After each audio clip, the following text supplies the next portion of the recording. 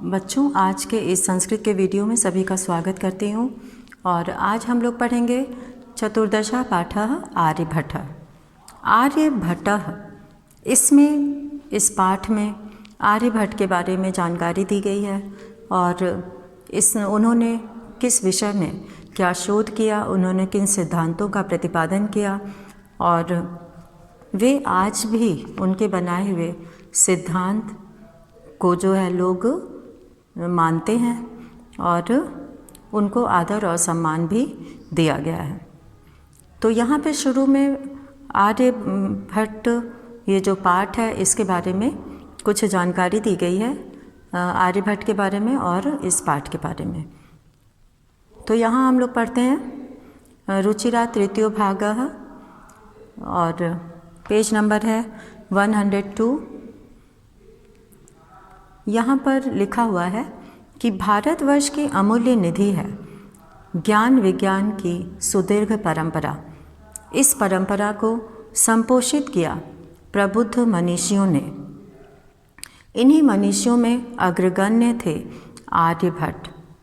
इस परंपरा को, सुदीर्घ परंपरा का मतलब होता है जो लंबे समय से चली आ रही परंपरा है, और इस परंपरा को संपोषित किया प्रबुद्ध मनीषियों ने, अर्थात जो बुद्धिमान ज्ञानी जो विद्वान हैं।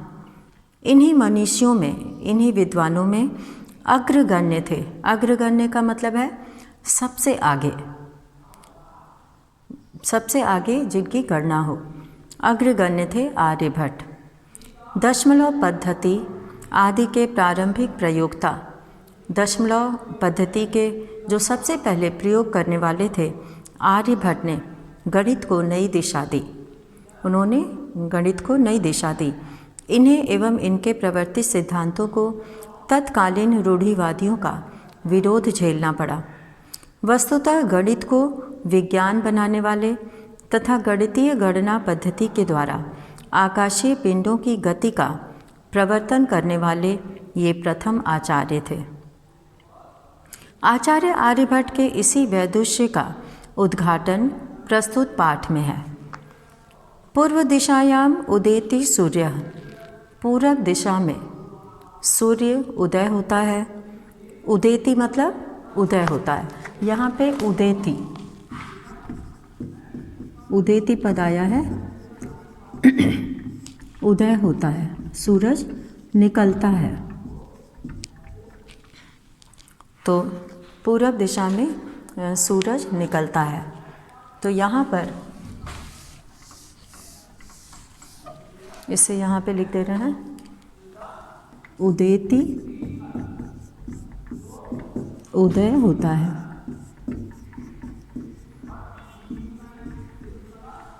यानी कि पूर्व दिशा में सूरज उदय होता है। पश्चिम दिशायाम च अस्तम गच्छति, और पश्चिम दिशा में अस्त होता है। इति दृश्यते, इति दृश्यते मतलब ऐसा देखा जाता है। ही लोके, संसार में, क्योंकि ऐसा ही संसार में देखा जाता है कि सूरज पूर्व से निकलता है, पश्चिम में अस्त होता है। परम न अनेन अवबोध्यम अस्ति, परंतु न अनेन, इससे, न अवबोध्यम अस्ति, यह नहीं मान लेना चाहिए, यत कि सूर्यो, यत सूर्यो, कि सूर्य गतिशील इति, चलता है, गतिशील है, चलता है। तो सूर्य को हम लोग देखते हैं कि सूरज पूरब से निकला और पश्चिम में अस्त हो गया, तो इससे ये नहीं मान लेना चाहिए कि सूर्य चलता है। सूर्यो अचला, उन्होंने बताया कि सूर्यो अचला, सूर्य अचल है। चल मतलब चलना, अचल मतलब न चलना। तो सूर्यो अचला, सूर्य अचल है। पृथ्वी च चला, और पृथ्वी चलती है। या जो स्वकीय, स्वकीय मतलब अपने, स्वकीय यानी अपने, अपने अक्षय, अक्षय मतलब धुरी पर, अक्षय धुरी पर। सूर्यो अचलः, सूर्य अचल है। पृथ्वी च चला, और पृथ्वी चलती है। या मतलब जो स्वकीय अक्षे, अपने अक्ष पर, अपनी धुरी पर, घूर्णति, घूमती है। इति सांप्रतम सुस्थापितः सिद्धांतः, यह अब सुस्थापितः सिद्धांतः, बहुत ही अच्छे से सिद्धांत ये स्थापित हो चुका है, सबने मान लिया है। सिद्धांतो अयम, यह सिद्धांत। घूर्णति एक पद आया यहाँ पे, घूर्णति का अर्थ होता है घूमती है।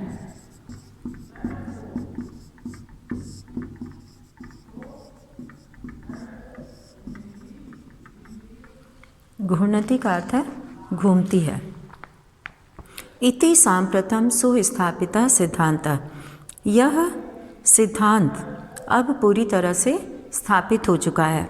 सिद्धांतो अयम, यह सिद्धांत प्राथम्येन, सबसे पहले, येन प्रवर्तिता, जिन्होंने प्रवर्तित किया, सह आसीत, वह थे, महान गणितज्ञ, ज्योतिर्विच, महान गणितज्ञ और ज्योतिष शास्त्री, आर्यभट्ट।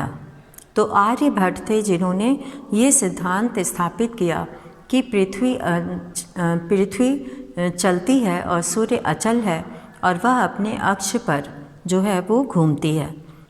पृथ्वी स्थिरा वर्तते, पृथ्वी स्थिर है। इति परंपरया प्रचलिता रूढ़ी, ये परंपरा से प्रचलित रूढ़ी, तेन प्रत्यादिष्टा, उनके द्वारा खंडन किया गया कि पृथ्वी स्थिर है। इस परंपरा, जो प्रचलित परंपरा थी कि पृथ्वी स्थिर है, सूर्य चलता है, तो इस परंपरा का खंडन उनके द्वारा किया गया। तेन मतलब उनके द्वारा, प्रत्यादिष्टा मतलब खंडन किया गया। प्रत्यादिष्टा,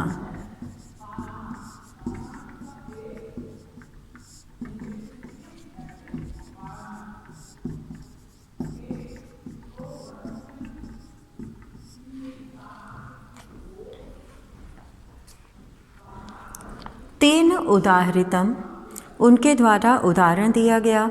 यद मतलब कि गतिशीलायाम नौकायाम, चलती हुई नाव में, उपविष्टः मानवः, बैठे हुए मनुष्य, नौकाम स्थिराम अनुभवति, नाव को स्थिर अनुभव करते हैं। अन्यान च पदार्थान, और बाकी पदार्थ, दूसरे पदार्थ, दूसरी चीज़ें, गतिशीलान अवगच्छति, चलती हुई प्रतीत होती हैं। तो उन्होंने ये सिद्धांत को समझाने के लिए कहा कि जिस तरह से चलती हुई नाव में बैठे हुए मनुष्य अपने आप को स्थिर समझते हैं और बाकी चीज़ों को वो चलता हुआ मानते हैं, तो इसीलिए ये जो है वो दूसरे पदार्थों को चलता हुआ देखते हैं। एवमेव, इसी प्रकार गतिशीलायाम पृथिव्याम, चलती हुई पृथ्वी में, अवस्थितः मानवः, बैठे हुए मनुष्य, पृथ्वी को स्थिराम अनुभवति, स्थिर अनुभव करते हैं। सूर्यादि ग्रहांच गतिशीलान वेत्ति, और सूर्य आदि ग्रहों को गतिशील वेत्ति मतलब जानते हैं।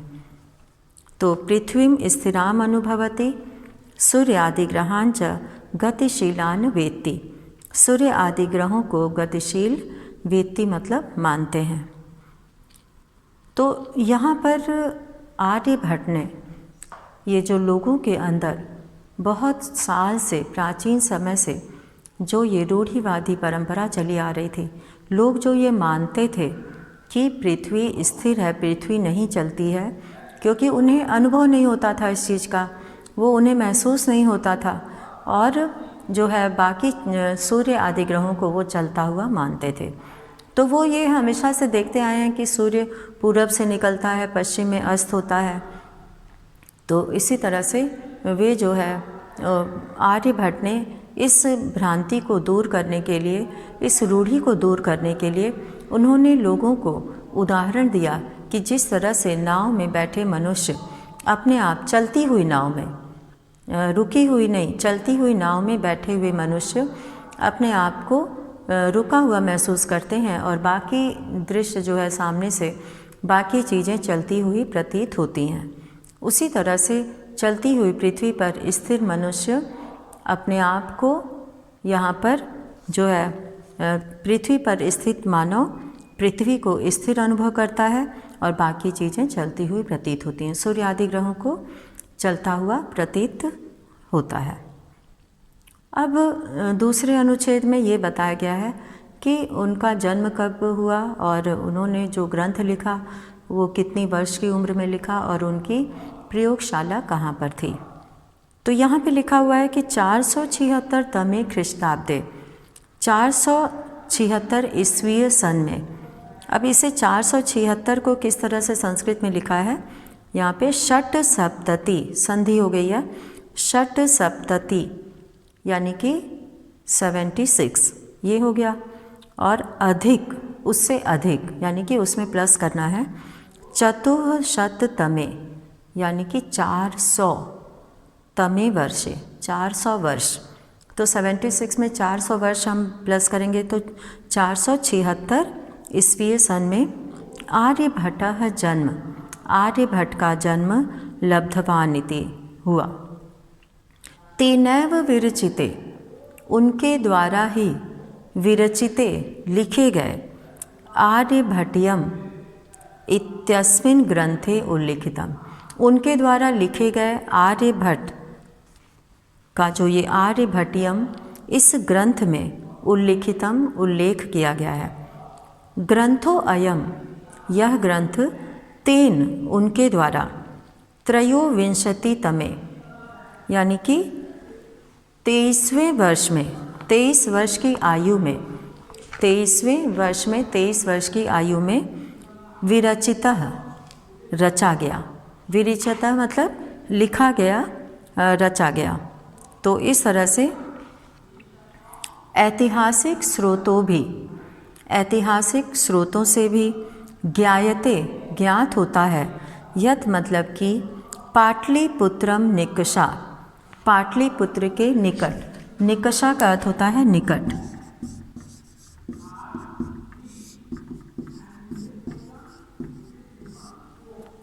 पाटलिपुत्रे निकषा, पाटलिपुत्र के निकट आर्यभट्टस्य, आर्यभट्ट की वेधशाला आसीत, वेधशाला थी।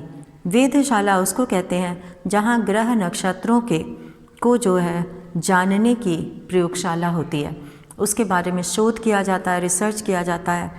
तो उनकी वेधशाला पाटलिपुत्र के पास थी। अनेन इदम, अनेन इदम यानी कि इससे, इदम यह अनुमीयते अनुमान किया जाता है, यत मतलब कि अस्य कर्म भूमि इनकी कर्म भूमि पाटलिपुत्र मेव आसीत, पाटलिपुत्र ही थी। तो इस अनुच्छेद में हमें ये समझ में आता है कि आर्यभट्ट की वेधशाला जो है वो पाटलिपुत्र में थी और ये वहाँ पाटलिपुत्र के निकट थी और वहाँ पे ये शोध कार्य करते थे ग्रह नक्षत्रों के बारे में, और ऐतिहासिक स्रोतों से भी ये ज्ञात होता है। अब हम लोग आगे बढ़ते हैं। आर्यभट्टस्य योगदानम, आर्यभट्ट का योगदान गणित ज्योतिषा संबद्धम वर्तते, गणित ज्योतिष के संबंध में वर्तते मतलब है। यत्र जहाँ संख्या नाम, संख्याओं का आकलनम, आकलनम यानी गणना, यहाँ पे संख्याओं का आकलनम, आकलनम कहते हैं गणना को। तो शोध कार्यों यहाँ पे संस्कृत में जो है संख्याओं का आकलनम, संख्याओं की गणना महत्वम आदधाति, महत्व रखती है। आर्यभट्टः फलित ज्योतिष शास्त्रे न विश्वसिति स्म, आर्यभट्ट फलित ज्योतिष शास्त्र में विश्वास नहीं रखते थे। गणितीय पद्धतिया, गणित पद्धति से, कृतम गणित पद्धति के लिए, आकलनम आधृत्य, आकलन यानी गणना पर आधारित, ही एव मतलब ही, तेन प्रतिपादितम उनके द्वारा प्रतिपादित किया गया। यद की ग्रहणे ग्रहण में, अब यहाँ पे ये बताया जा रहा है कि उन्हें फलित ज्योतिष शास्त्र में तो विश्वास नहीं था और वे गणितीय पद्धति पर आधारित जो है गणना पर आधारित उन्होंने ये सिद्धांत प्रतिपादित किया। यद मतलब कि ग्रहणे ग्रहण में राहु केतु नाम राहु केतु नाम के दानवौ मतलब दो राक्षस, राहु और केतु नाम के राक्षस नास्ति कारणम, कारण नहीं है। पहले लोग सोचते थे कि राहु केतु नाम के राक्षस के कारण जो है ग्रहण लगता है, सूर्य ग्रहण और चंद्र ग्रहण। तो उन्होंने ये सिद्धांत प्रतिपादित किया, उन्होंने ये बताया कि राहु और केतु नाम के राक्षस इसका कारण नहीं है। तत्र तो वहाँ तो सूर्य चंद्र पृथ्वी इति त्रीणि एव कारणानि, सूर्य चंद्र और पृथ्वी ये तीन ही कारण हैं। सूर्यं परितः भ्रमन्त्याः पृथिव्याः, सूर्यं परितः सूर्य के चारों ओर, सूर्यम भ्रमन्त्या कहते हैं कि घूमती हुई, भ्रमन्त्या यहाँ पर भ्रमन्त्या, भ्रमन्त्या का अर्थ है घूमती हुई,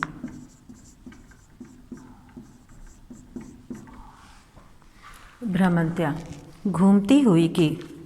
तो इस तरह से यहाँ पर ये बोला गया कि सूर्यम परितः सूर्य के चारों ओर भ्रमन्त्याः घूमती हुई, पृथ्वी की, चंद्र से परिक्रमा पथेन, चंद्रमा के परिक्रमा पथ में, चंद्रमा जो कि परिक्रमा करता है उसके पथेन मतलब रास्ते में, संयोगाद संयोग से, ग्रहणम भवति ग्रहण होता है।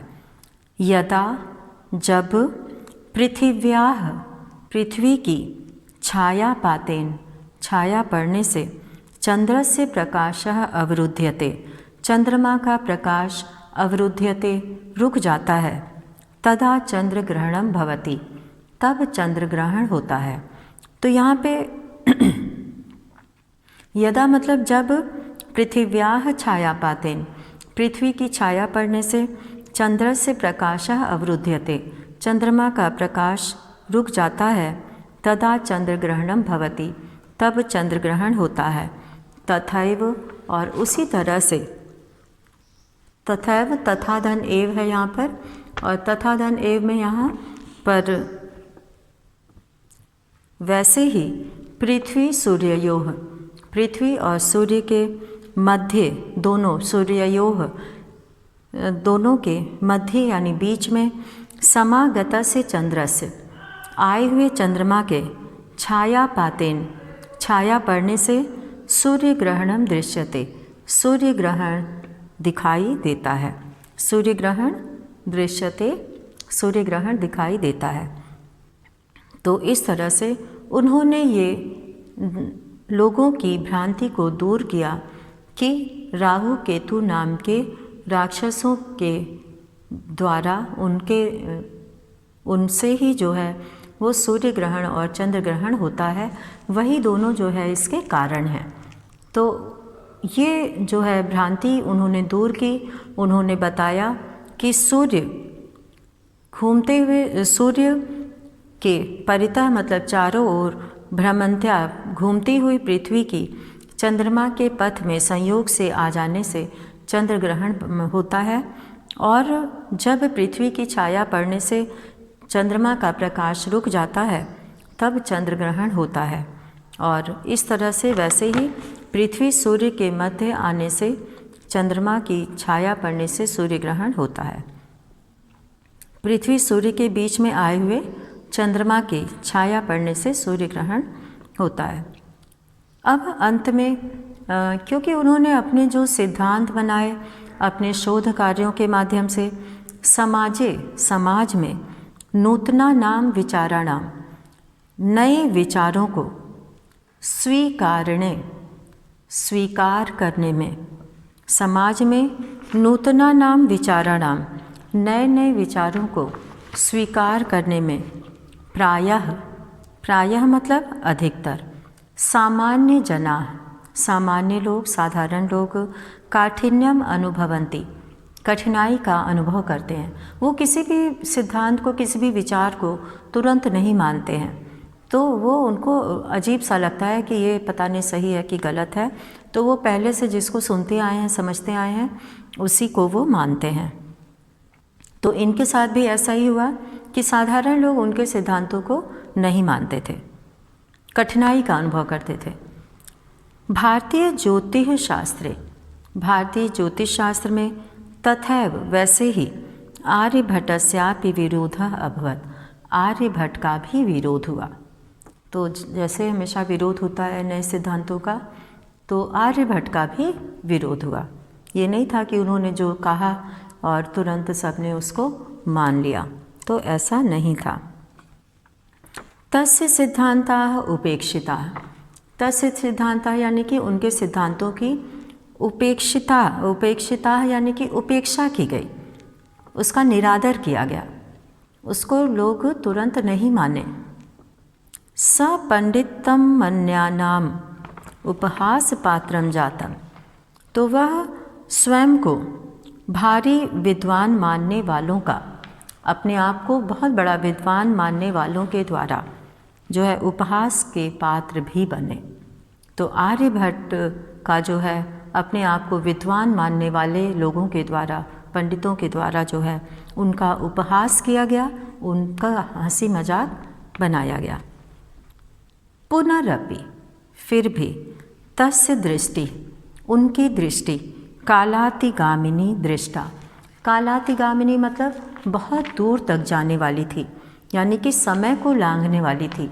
जो सिद्धांत या जो विचार बहुत सालों बाद आने वाले थे, उसका बहुत वर्षों बाद भी जो है वो आता या नहीं आता, तो वो उनकी जो है वो समय को लांघने वाली थी, अर्थात उन्होंने समय के पहले ही इस चीज़ को प्रतिपादित किया। आधुनिकैः वैज्ञानिकैः, आधुनिक वैज्ञानिकों ने तस्मिन्, उनके, तस्य च सिद्धांते, और उनके सिद्धांतों का समादरः प्रकटितः, आदर प्रकट किया। अस्मातेव कारणात्, और इसी कारण से, अस्माकं प्रथमोपग्रह से, हमारे प्रथम उपग्रह का नाम आर्यभट्ट इति कृतम, आर्यभट्ट ऐसा किया गया। वस्तुतः भारतीयायाः, वास्तव में भारतीयों की, भारतीय गणित परंपराया, गणित परंपरा में, अथ च, और इसके बाद विज्ञान परंपराया, और विज्ञान परंपरा में, असौ एकः शिखर पुरुषः आसीत्, यह एक शिखर पुरुष थे। शिखर पुरुष यानी कि जो बहुत ही सम्मान के काबिल थे, बहुत ही ऊंचाइयों तक इन्होंने जो है अपना नाम किया और खोज की। तो इस तरह से इस पाठ के माध्यम से ये आर्यभट्ट के बारे में बहुत सारी जानकारी मिलती है। और यहाँ पर हम लोग प्रश्नोत्तर करेंगे, और प्रश्नोत्तर में जो है उससे पहले यहाँ पे शब्दार्थ भी दिया हुआ है।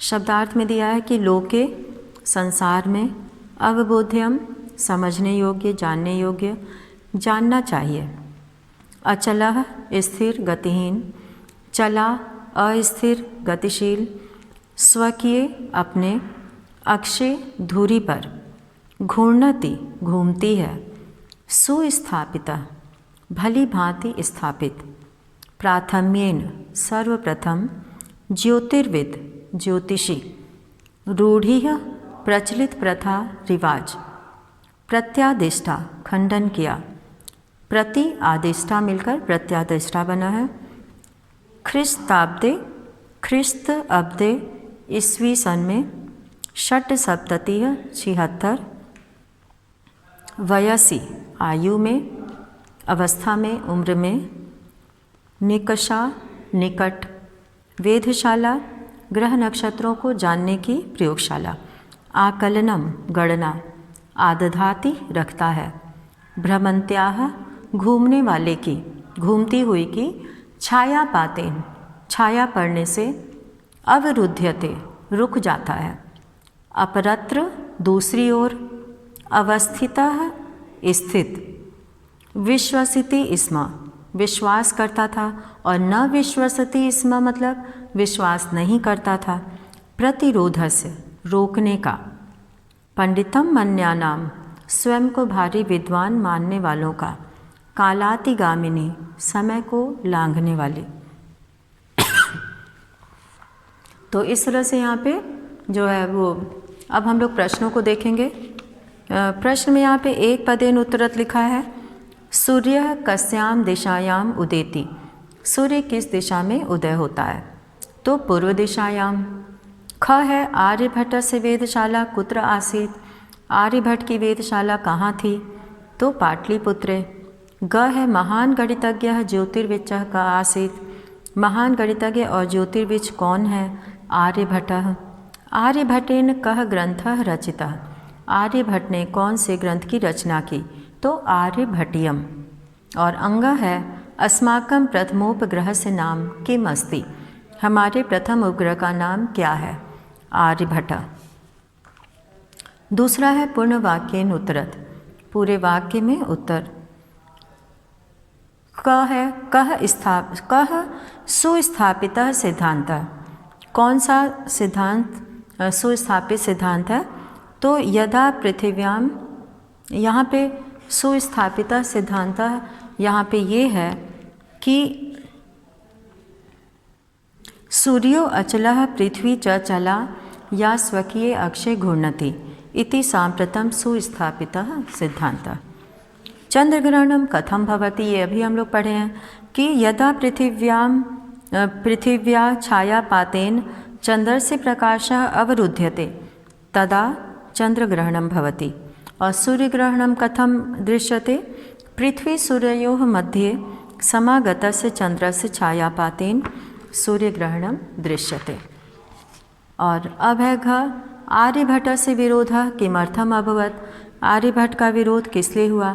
तो समाजे नूतनानां विचाराणां स्वीकारणे प्रायः सामान्य जनाः काठिन्यम अनुभवति, अतः आर्यभट्टस्यापि विरोधः अभवत्। प्रथमोपग्रह से नाम आर्यभट्ट इति कथम कृतम। तो यहाँ पर आधुनिकैः वैज्ञानिकैः तस्मिन् तस्य च सिद्धान्ते समादरः प्रकटितः अस्मादेव कारणेत् अस्माकं प्रथमोपग्रहस्य नाम आर्यभट्टः इति कृतम्।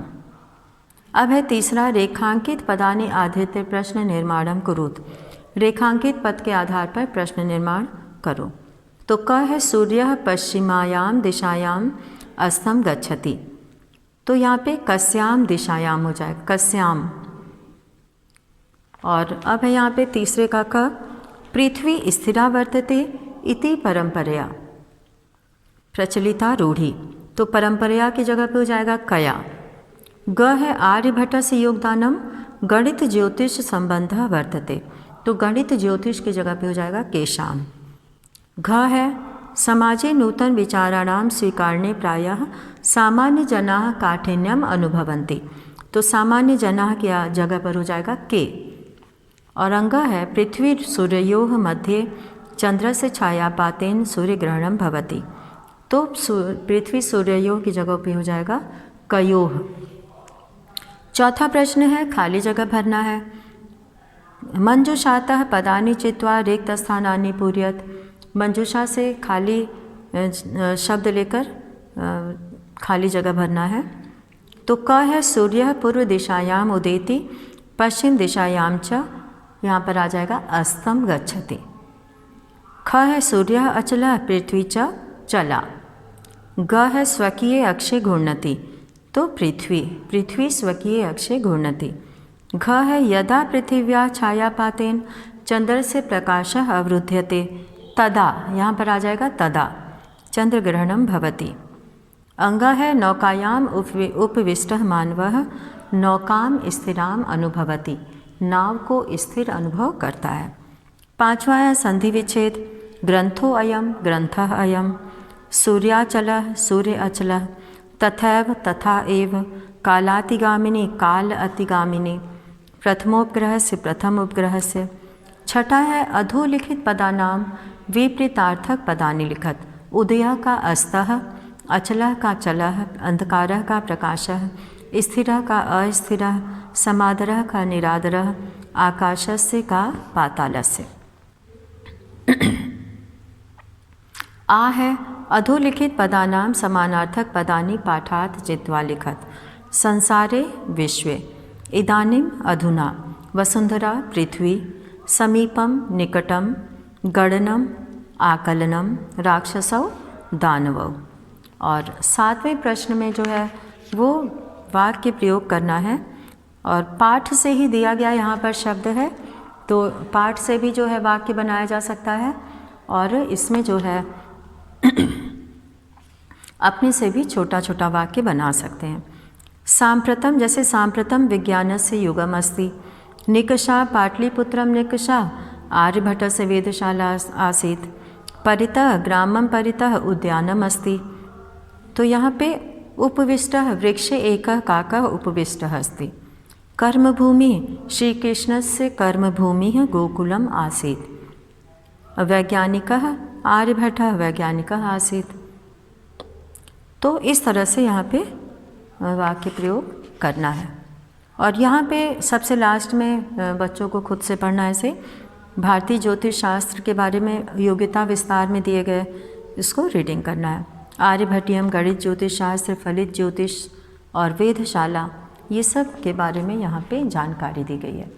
तो आज हम लोगों ने आर्यभट्ट पाठ के माध्यम से हम लोगों ने जाना कि उन्होंने किन सिद्धांतों का प्रतिपादन किया और उनके साथ क्या कठिनाई आई, उनकी वेदशाला कहाँ पर थी और उन्होंने किन सिद्धांतों का प्रतिपादन किया और वो आज भी उतना ही महत्वपूर्ण है और इसीलिए उनको आदर और सम्मान दिया जाता है।